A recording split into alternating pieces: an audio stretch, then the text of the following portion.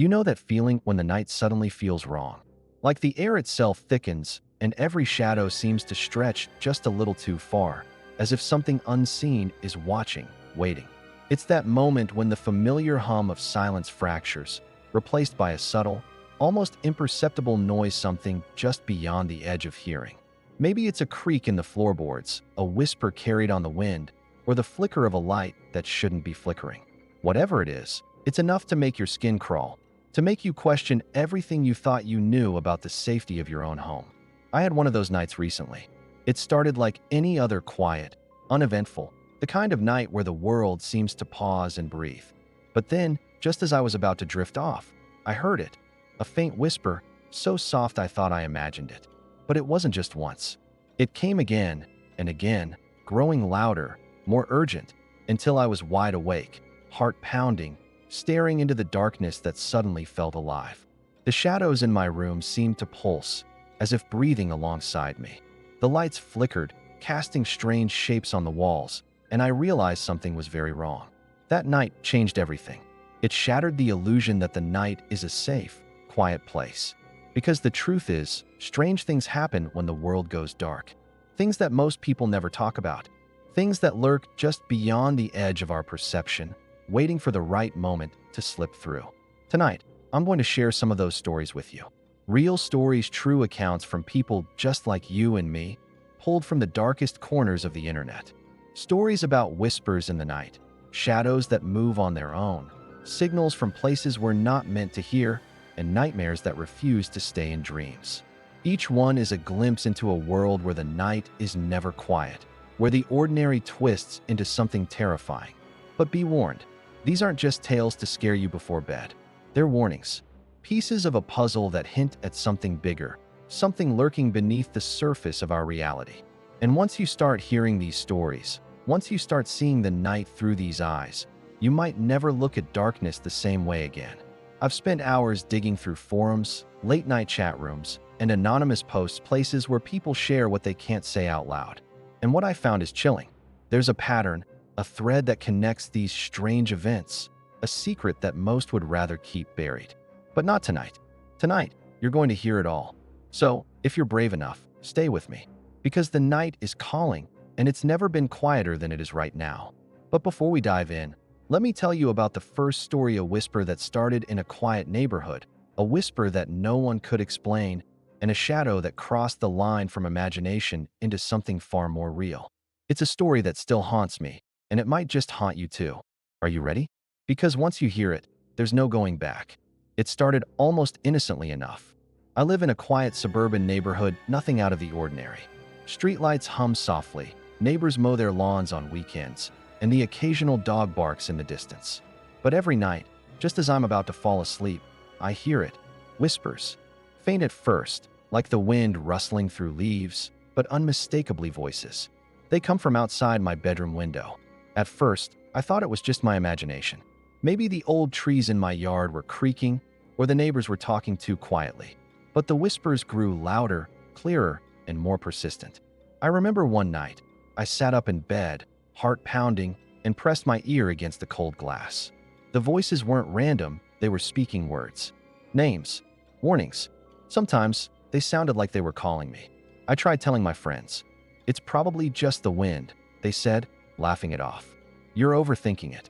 But I knew what I heard. One night, I even recorded the whispers on my phone. When I played it back the next day, the audio was just static. Nothing but white noise. It was like the voices only existed in the dark. Desperate for answers, I turned to an online forum dedicated to strange nocturnal experiences. I posted my story, hoping someone else had heard the same thing. That's when things got weird. A user named Silent Watcher replied almost immediately. Their message was cryptic. They listen. They wait. Speak no more, or you'll join the silence. I tried to respond, but the message disappeared before I could type anything else.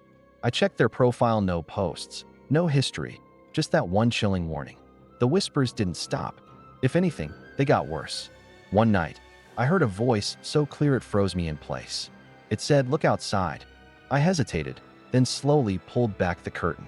The street was empty, bathed in the pale glow of the moon. But then, out of the corner of my eye, I saw a shadow move inside my room. not outside inside. I spun around, heart racing, but there was nothing there. Just the faint echo of those whispers, now right behind me. I swear I could feel cold breath on my neck. I started keeping a journal, writing down every detail. The whispers often mentioned places I'd never heard of, names like the Hollow, the Crossing, and the Vale. I looked them up, but nothing concrete came up. Just scattered mentions in obscure posts and conspiracy threads. One night, I received another message from Silent Watcher. This time, it was a link to a video. I hesitated, but curiosity won. The video was grainy, shot from a handheld camera in a neighborhood much like mine. The footage showed a figure standing just beyond a window, barely visible in the dark. Then the camera panned inside the house, revealing a shadowy shape lurking in the corner of the room. The video ended abruptly with a whispered warning. "They're closer than you think." I shared the video on the forum, hoping for answers. Instead, the thread exploded with similar stories, people from all over describing the same whispers, the same shadows. It was like a network of haunted nights, connected by something no one could explain. But the more I learned, the more I realized how little I actually knew. Silent Watcher's final message before disappearing was a chilling reminder. Some doors should never be opened. Some whispers should never be heard. And yet, here I am, still listening, still waiting. Because the night doesn't forget. It doesn't forgive. And sometimes, the shadows don't just whisper, they reach inside. I don't know what's coming next, but someone on the forum mentioned something worse, something lurking in the woods beyond the neighborhood. They called it the breath of the forest. And if the whispers are any indication, it's only a matter of time before that story finds me too. So, if you think you've heard the night speak or seen shadows move when no one should be there, remember this: you're not alone. And sometimes, the things that whisper in the dark are just the beginning. You think you know the forest, the way the wind rustles through the leaves, the soft crunch of twigs beneath your boots, the cool, damp earth beneath your fingers. You think it's just nature, wild, untamed, but harmless. But you don't. Not really. Because this forest, it breathes. And it watches. You step beneath the canopy just as the sun dips below the horizon, the last light filtering through the branches like dying embers. The air is thick with the scent of moss and decay, but there's something else, something metallic, almost electric, that prickles your skin. You tell yourself it's just nerves. You're alone, but you wanted this. The freedom of the woods at night, the escape from the city's noise. But as you move deeper, the shadows grow longer, darker, and the silence becomes a weight pressing down on your chest. At first, it's subtle, a faint rustling, like breath against your neck. You turn, but there's nothing, just the trees, swaying gently. But then you notice the trees themselves seem alive. Not in the way you expect. Their bark pulses, almost like a heartbeat. The branches twitch, as if reaching out. You blink, and the shapes shift, one moment a tree, the next a twisted figure lurking just beyond your vision. You try to shake it off, but the feeling of being watched intensifies. Every step you take echoes unnaturally, as if the forest is mimicking you, mocking you. The path you thought you knew twists and turns, leading you deeper into a maze of shadows and whispers. You hear voices, low, guttural murmurs that seem to come from the very earth beneath your feet. You stop, heart hammering, and listen. The voices speak in a language you don't understand, but the tone is clear: warning, fear, hunger. You want to run, but your legs feel rooted, as if the forest itself is holding you in place. And then you see it, a symbol carved into the trunk of a tree. Jagged lines forming a shape you can't quite identify, but it feels ancient, powerful. You reach out to touch it, and the air shifts. The whispers grow louder, swirling around you like a storm. The trees seem to lean in, their branches creaking like bones. You remember the warnings you read online, stories of people who entered these woods and never returned. Disappearances dismissed as accidents or lost hikers, but you know better. This place is a gateway, a threshold between what we understand and what we fear. And once you cross it, there's no going back. I'm telling you this because I've been there. I've felt the forest's breath on my skin, heard its secrets in the dark. And if you ever find yourself near these woods at night, don't go alone. Don't listen to the whispers. Don't follow the shadows. Because the forest doesn't just watch, it waits. And it's hungry. You stumble, breaking free from the trance, and sprint back toward the edge of the trees. The night air hits your face like a slap, and the normal sounds of the world return: the distant hoot of an owl, the rustle of leaves in the breeze. But the symbol you saw, the feeling of those watching eyes, stays with you, etched into your mind like a warning. As you burst out of the forest and into the clearing, you catch a glimpse of something moving just beyond the tree line, a dark shape, too large and too still to be an animal. You don't look back. You can't, because you know the forest's breath will follow you, whispering in the night, waiting for the next time you wander too close. And somewhere, deep in the shadows, the network of whispers from the last story pulses with new life. The woods are alive with secrets, and the next chapter is already unfolding.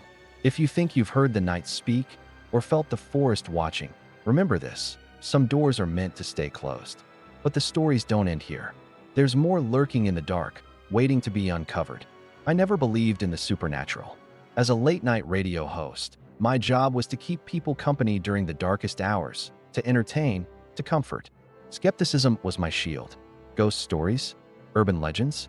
Just noise to fill the silence. But then the signal came through. It started on a slow Tuesday night. I was halfway through my usual playlist when the broadcast suddenly cut out. Static filled the airwaves, crackling and hissing like a storm trapped in a radio. Then, beneath the noise, I heard it: voices. Distorted, overlapping, speaking in a language I couldn't place. At first, I thought it was a prank, some hacker messing with the station. But the voices weren't random. They were sending messages. Listen, warning, don't trust the night. I paused the music and leaned into the microphone. Folks, if you're just tuning in, we're experiencing some interference. Stay with me. My voice was steady, but inside, I was curious, maybe even a little unnerved. Calls started coming in. The first was a man from a nearby town. I heard it too, he said, voice trembling. That signal, it's been on the airwaves before. People say it's a message from somewhere else. Something not human. I laughed it off. Come on, man. Probably just some weird radio glitch. But then another caller, a woman, chimed in. My brother disappeared after he started listening to that signal. Said it was telling him things no one should know. I think it's dangerous. The skepticism I wore like armor began to crack. I dug into the station archives, searching for any previous incidents. That's when I found old recordings, faint and grainy, of the same strange signal dating back decades. Each time, listeners reported nightmares, strange behavior, even disappearances. I started playing clips on air, warning people to be cautious. But the signal kept coming back, stronger, more insistent. One night, during a live broadcast, the voices shifted. They spoke directly to me. You're next, silence is safety. My blood ran cold. I tried to laugh it off, but the fear was real. I wasn't just a host anymore, I was part of the story. Listeners began sharing their experiences. One called in, whispering, I heard the signal in my dreams. It's like it's reaching through the static, pulling me in. Another said, it's a warning, or a trap. I started noticing strange things: equipment malfunctioning, unexplained power surges, and shadows flickering just beyond the studio windows. The line between reality and the signal's influence blurred. Then came the message. Clear, unmistakable, and terrifying. During a broadcast, the signal cut through the static with a voice that chilled me to the bone. Stop searching, or you'll disappear too. I froze, the microphone trembling in my hand. The studio fell silent except for the hum of the equipment. I wanted to end the show, to run, but I stayed on air, trying to keep my composure. That night, I posted about the signal on the forum where I'd been following other strange cases. Someone replied with a warning. The signal is a doorway. Once you hear it, it never leaves you. And they weren't wrong. The signal haunts me still, a constant presence in the background of my life. But the story doesn't end here. A listener recently reached out, claiming to have experienced the signal's effects firsthand. They say it's worse than anything I've described, something that goes beyond sound waves and static, something that invades your mind. If you think you've heard the signal or felt its pull, be careful, because some messages aren't meant to be heard, and some voices are better left silent. I used to think nightmares were just bad dreams, annoying, sure, but nothing more than your brain's way of processing stress. Boy, was I wrong. Turns out, some nightmares don't stay in your head. They leak out. They crawl into your waking life like unwelcome guests who refuse to leave. It started a few weeks after I downloaded that stupid game. You know, the one everyone was whispering about on those sketchy forums, the one with the creepy ritual you had to perform at midnight. I thought it was a joke, a viral stunt. Dark humor, right? I mean, who actually believes in cursed games anymore? Me, apparently. The first night after playing, I had a dream so vivid it felt like I was living it. I was trapped in a house that wasn't mine, walls closing in, shadows twisting into faces I couldn't quite see. I woke up gasping, drenched in sweat, convinced something was in the room with me. But it was just a dream. Or so I told myself. The next night, the nightmares came back. Worse, more real. I started seeing things during the day, fleeting shadows, whispers just out of earshot. I joked to my friends, "Hey, maybe I'm haunted now. Should I call a priest or just buy a new mattress?" They laughed, told me to get over it. "Stress, dude. You're fine." I wasn't fine. I made an appointment with a therapist, hoping to find some rational explanation. Dr. Harris was polite but skeptical. "Nightmares can be intense, but they're not real," she said, scribbling notes. "Try grounding techniques. Avoid screens before bed." I nodded, but inside, I was screaming. Because these nightmares weren't just dreams. They were warnings, messages, and I was starting to understand why. One night, I found a message hidden in the game, code a string of symbols and words that didn't belong. I decoded it, and it was a ritual, a curse, something ancient, buried beneath layers of code and myth. I posted my findings online, hoping someone would take me seriously. They didn't. Instead, I got threats. Anonymous messages telling me to stop digging, to forget what I'd seen. "Some knowledge is forbidden," one said. "The curse spreads to those who pry." I laughed bitterly. Great. Now I'm cursed and harassed online. But the worst was yet to come. The nightmares started bleeding into reality. I'd wake up with scratches on my arms, bruises I couldn't explain. Objects moved when I wasn't looking. Once, I swear I saw a figure standing at the foot of my bed, just a shadow, but unmistakably there. I tried to tell Dr. Harris. "It's not just in my head," I said, voice shaking. "Something's here." She frowned. "We need to rule out sleep paralysis or hallucinations. Stress can do strange things." I wanted to scream, but I knew she was right. No one else could see what I saw. I was alone. One night, desperate, I returned to the forums. That's when I found a cryptic post buried deep in a thread about cursed media. It read, "The curse is spreading. Beware the sleeper who wakes."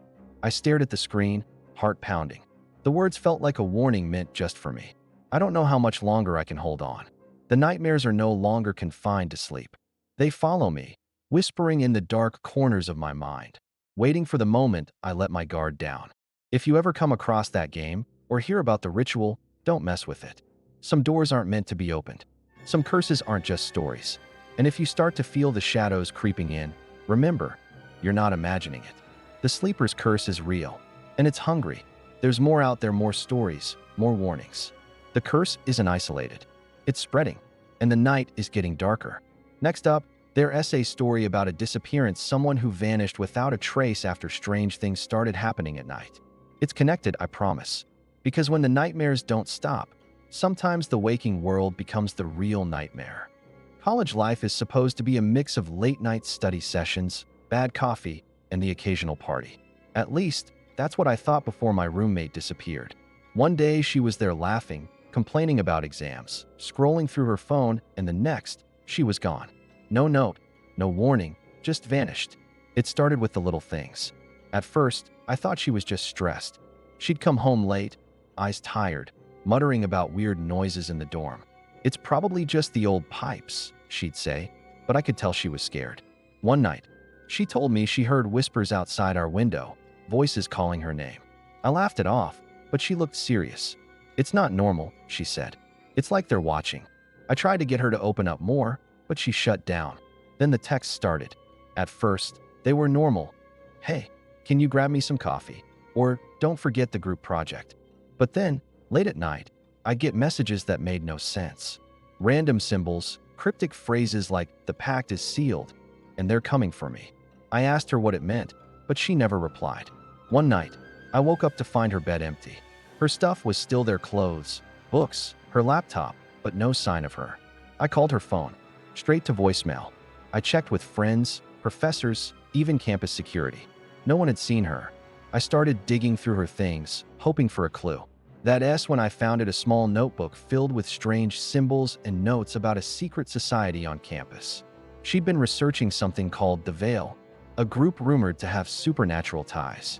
The more I read, the more I realized she'd stumbled onto something dangerous. I posted about her disappearance on a few forums, hoping someone else had heard of similar cases. That's when I got a message from an anonymous user. "You're not the first. The veil doesn't let go easily."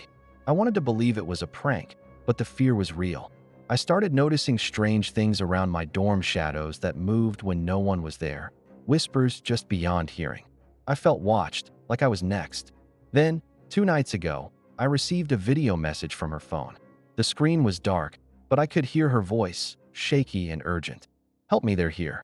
If you get this, don't trust anyone. The veil is real, and they want me gone." The video cut out before she could say more. I'm sharing this because I don't know what else to do. If you've heard of anything like this, disappearances, secret societies, strange happenings at night, please let me know. Are you seeing the same patterns? Because I'm starting to think these stories aren't isolated. They're connected. And the truth behind all of this? It's darker and closer than we realize. There's one last story I want to tell you. One that might explain everything. But be warned, it's not for the faint of heart.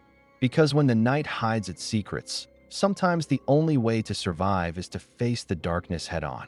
Daylight has always been our refuge, the time when the world feels safe, predictable, and under control. But as these stories show, the night is something else entirely. It's a veil, a mask hiding things we're not meant to see. Whispers that slip through cracks, shadows that move with purpose, signals from places beyond our understanding. The night doesn't just fall, it watches, waits, and sometimes reaches in. What ties these stories together isn't just coincidence. There's a pattern, a hidden thread weaving through the whispers, the forests, the signals, the curses, and the disappearances. I've spent countless hours piecing it together, and what I've found is unsettling. These aren't isolated incidents. They're symptoms of something larger, something ancient and patient, lurking just beyond the edge of our reality. And here's the chilling part. The night might already be watching you. Maybe it's in the flicker of your lights, the creak of your floorboards, or the silence that falls just before something moves in the dark. Maybe you felt it, the sense that you're not alone, even when you're sure you should be. If you think you've seen something strange at night, heard a whisper that didn't belong, or felt a shadow brush past you, don't keep it to yourself. Share your story. Join the conversation. Because the more we understand, the better chance we have of facing what's out there. The night's true face is hidden in plain sight, and it's waiting for us to look closer. So, tell me, what have you seen when the world goes dark? Because once you start listening, the night never truly lets you go. Whispered, don't turn off the lights, not yet.